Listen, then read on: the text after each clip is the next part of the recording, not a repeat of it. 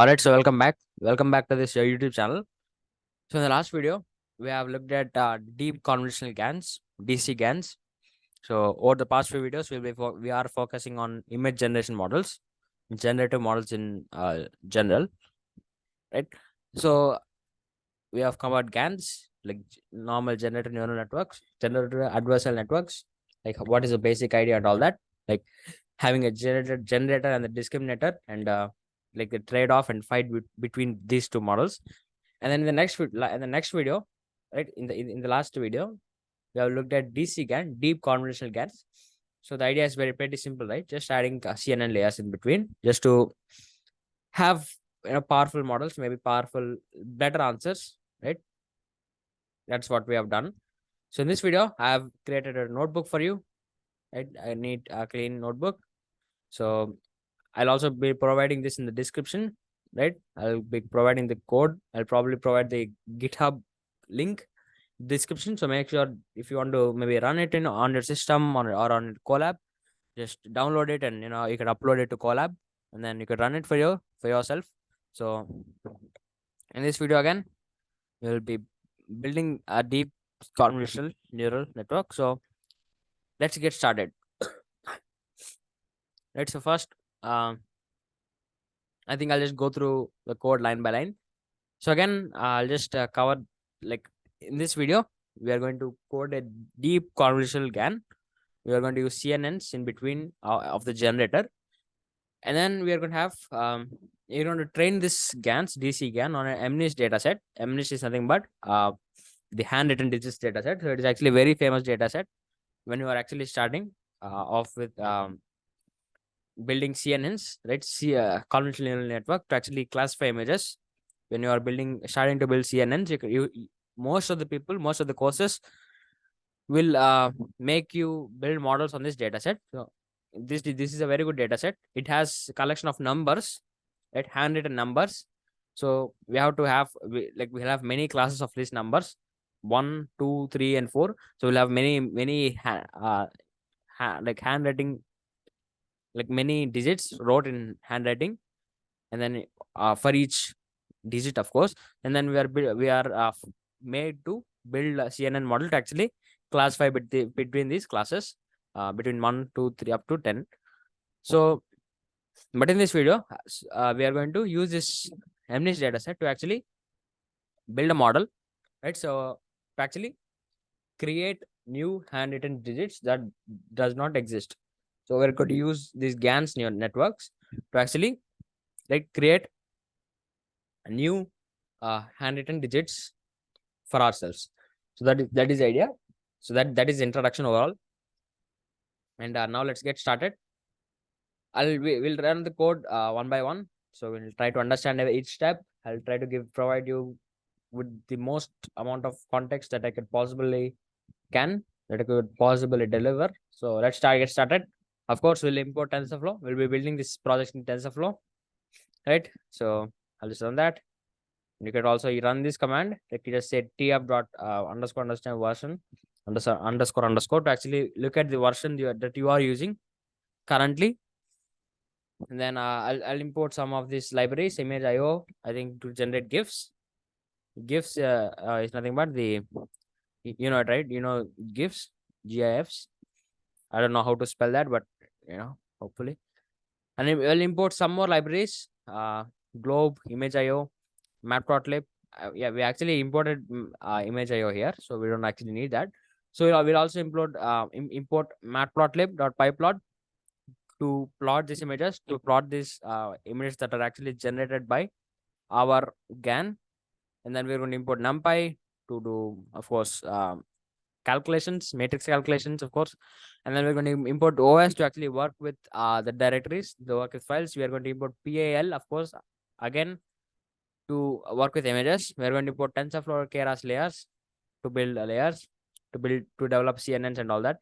We're going to import time, right? I think we're going to use that. And we are also going to import display, IPython.display, to actually look at images, or I think GIFs. I'll run that too, right? And then we'll run this line. So this line, what we are doing is, so this MNIST dataset is located inside tf.keras.dataset. Inside tf.keras.datasets, right, TensorFlow datasets, you actually have this MNIST dataset. So just by writing this code, just by writing this part of line, this part, you could actually get access to this MNIST dataset and actually load it into some variables. So here what I've done is I have put train images and train labels, and here actually you put validation images and validation labels, or test images and test labels. But currently, as we are dealing, as we are not dealing with CNN problems to classify images, as we are dealing with generating these images, we don't actually be needing this validation data set. So we'll just leave it as it is. We're also going to have train labels and train images. So yeah, and then we'll pre-process these train images. We'll reshape this image into 28 by 28 by 1, right? So image shape by 28 by 28 by 1. So we'll be doing that, and then right, so we'll get, this is just the number of that I think this is just the number of images. Let's see what that is. I'll create a new cell. Let's say, sorry for that. Let's see what train images 0 is.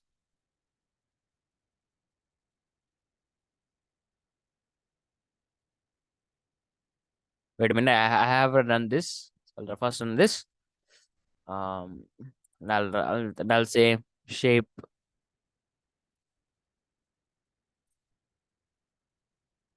Let's see what that is.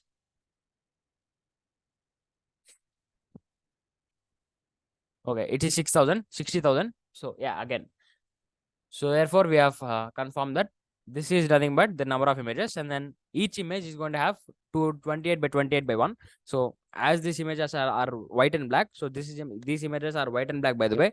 They are not colored. They don't have RGB, right? So they're just white and black images. So we're going to have pixel values from 1 to 256. Yeah, 1 to 256 or something. And then we're going to like have these images, and we are going to build the models. So again, we are going to subtract the model by 127.5 and divide by 127.5 to normalize the images. So I'll run this, and then we're going to create a TensorFlow dataset, right? So to actually train our model, we'll create an object of tf.data.dataset, and we'll apply that on train images. We'll also shuffle the dataset. We'll shuffle these values, and we are also going to do perform batch training. So we are going to, while training, we'll provide these models with batches, right? We'll performing batch training. Now we are done with pre-processing. Yes, the pre-processing is actually pretty small. We haven't done anything real until now. So now we have done the pre-processing. Now let's build our model. So the model, we are going to first build a generator. So I'm going to create a function called make generator model. And inside this function, I'm going to create an object of tf.keras.sequential. So I'm going to create an object of sequential class, right? I'm going to create an object. And then what I'm going to do is, first I'm going to add this. So we're going to add, wait a minute. Is this right?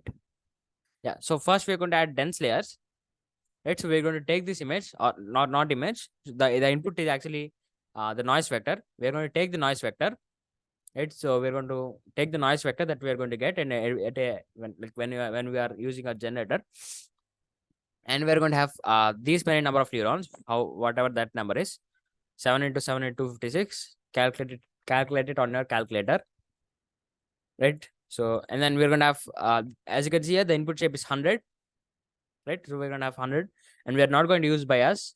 So the B term, we're only going to have W's, right? In the notation of, based on the notation that I have teached. And then we're going to have batch normalization. We're going to perform batch normalization to normalize the data, right? And then we're going to have leaky ReLU. We're going to have ReLU function. We're going to apply ReLU activation function. And after that, we'll be reshaping our model again. Reshaping the output into 7 by 7 by 256.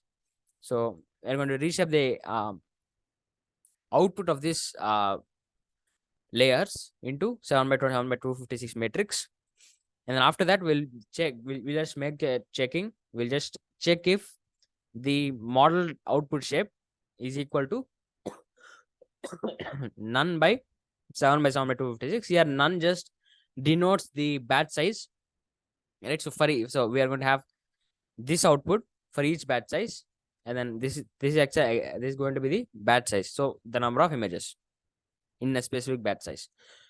And then after that, after we have checked if the values are in the right shape, after we have performed all these layers above, dense, batch normalization, and ReLU, we're going to have a convolutional 2D layer, but a transpose convolutional 2D layer. So I'm going to I have told you about that in the last video, what transpose convolutional layers are.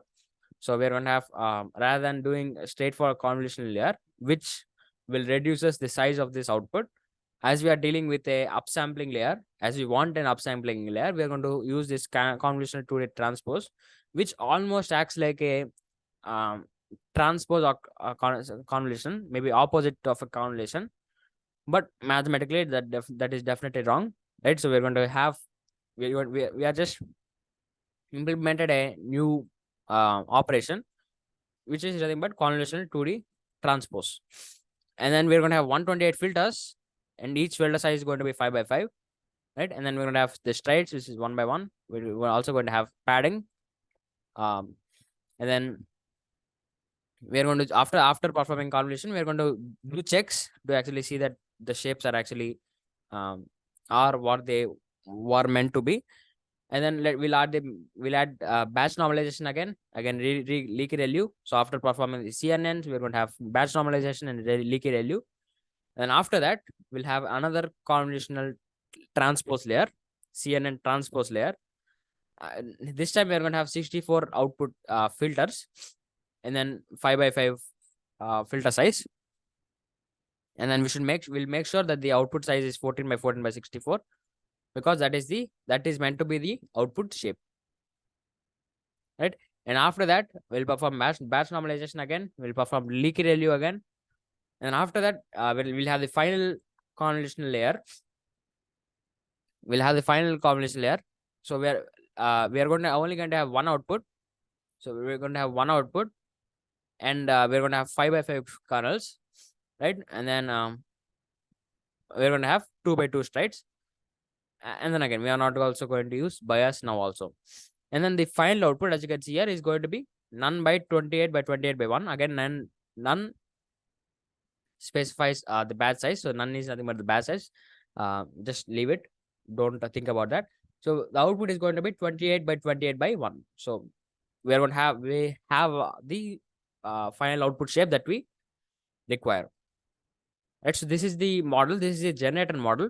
So this is the whole function that we have built. We are going to create this object model, and we are going to add all of these layers, and we are just going to return this model. And after that, let's just call this generator. Sorry, I'll run this, and then I'm just going to run it. So as we haven't trained the model yet, we are just making sure that it is working, right? We are not optimizing now. So yeah, it is just predicting some random noise, because so it takes in random noise. And as we are not training the model, we have said the training equals false, because we don't want to train it. We just want to make sure that it is running, right? So we have just finished one part. We have we have the task of training. We'll do that again after building the other parts. Now let's build our discriminator. So as you can see here, it is working. So everything is working. Everything is going fine with generator model. Now we have to train it. Before training it, let's build our discriminator. Again, I'll create a function called make discriminator model. And here again, we are going to have a sequential layer. And then now we are going to have a CNN layer, or normal CNN layer, not a transpose one. I'm going to add a CNN layer, 64 filters, 5 by 5 kernel size, 2 by 2 strides, padding. I'll add some padding. And then the input shape is going to be 28 by 21. 28 by 28 by 1. So the output of the generator, which is equal to 28 by 28 by 1, will be inputted to this discriminator just to check, just to give a probability score of how real that image is, the generated image is. And then we're going to have a ReLU. We are also going to have dropout. right? And then we're going to have CNN layers, CNN layer 128 by 5 by 5. And then we're going to have leaky ReLU, dropout again, and flatten it. And finally, we'll have a dense layer with only one output. And this output is going to determine its confidence score of given an image, is it real or not. So it is going to give us a confidence score of what the model thinks the image is. Now let's run it. Let's call this discriminator again. Sorry, I haven't run that. I'll just run it. Now let's run this. So yeah, we're going to have an output. So I think I just, yeah, we have inputted this generated image into this discriminator. And again, because both of these are not actually trained, so if I think if I run it again, yeah, so it's going to change the values. So as both are not trained, we are not going to get any values that make sense, right? So that is why we are going to train now. First, for training, as of course, we are going to determine, we are going to create a object of the binary cross entropy loss function. We're going to create an object of binary cross entropy loss function, right? So to actually create loss functions for our discriminator. So to create loss function for our discriminator, I'm going to create a function called discriminator loss. So the outputs are, the inputs are real output and fake output. So given the real image and fake image, or like a real output and fake output, for the outputs of the real images and the outputs for the fake images that are generated by GANs, we are going to put that to a cross entropy model, and so we are going to just going to give that to this cross entropy model and calculate the loss for both real outputs and the fake outputs, and then we're going to make the total loss, which is nothing but the real loss plus fake loss. So every sample, both for the generated image and for the real images, so every mistake that you have done will be actually added to this, and then we're going to finally add both of this real loss and fake loss, and we are going to return the total loss. And I'm going to run that, and then the generated loss, it's going to be take the fake output, the output generated for the fake images by the discriminator is nothing but the fake output, and we'll again have a binary cross entropy function to actually calculate the loss based on the performance of the discriminator. And then now let's create an optimizers. So essentially they are going to be the same.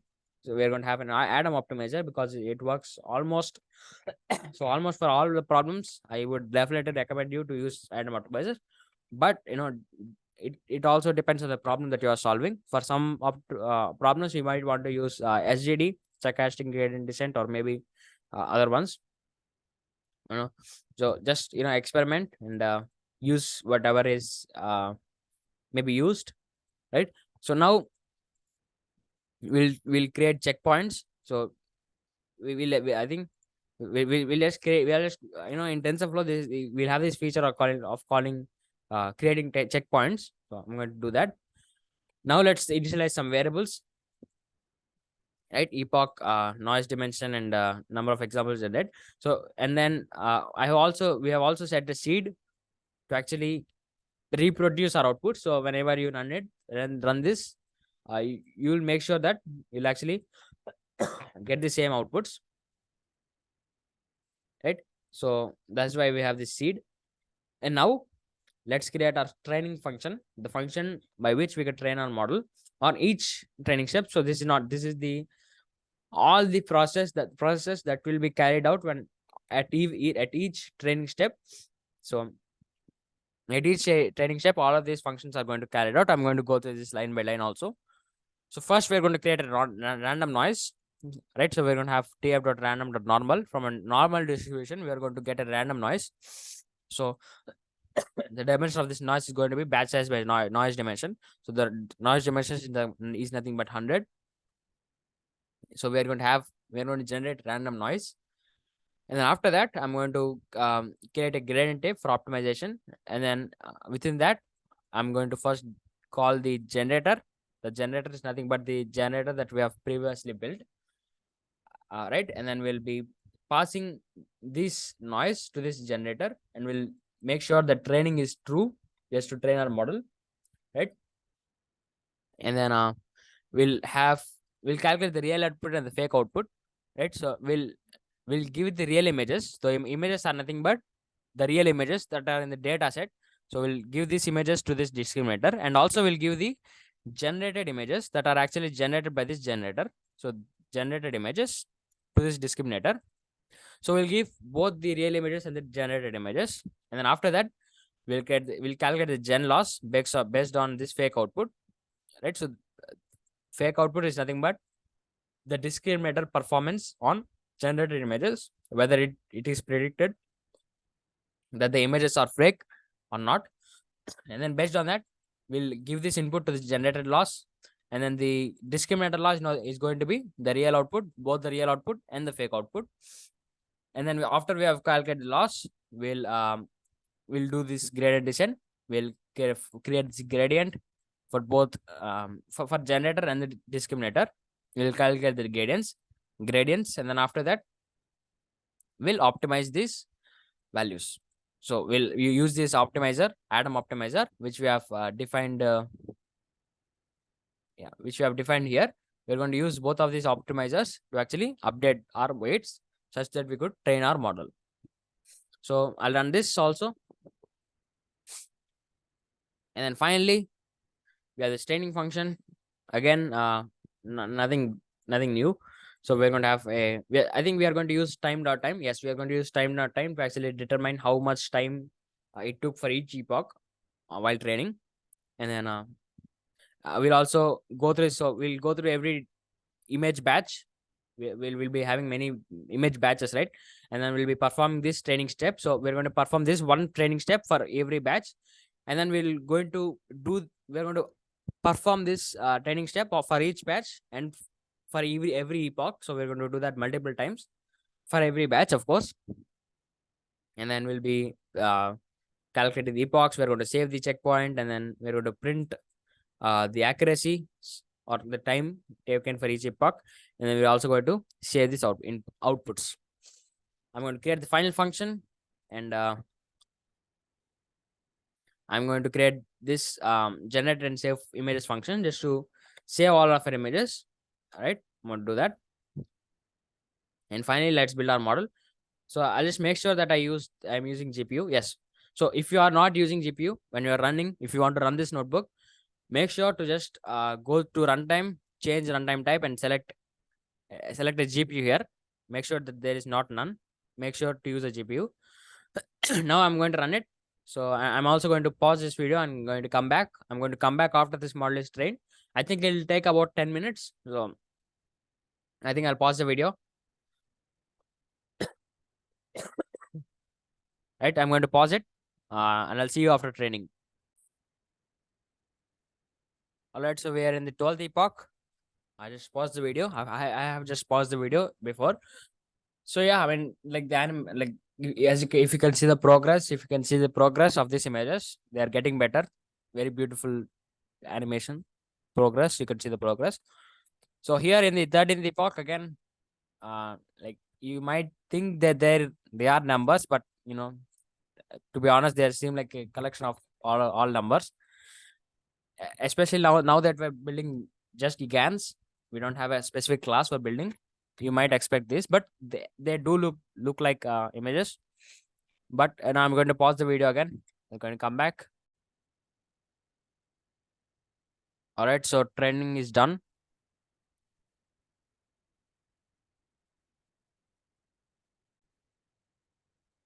All right, so training is done. After 50 epochs, we have got this images. So my electricity got finished, so I can try.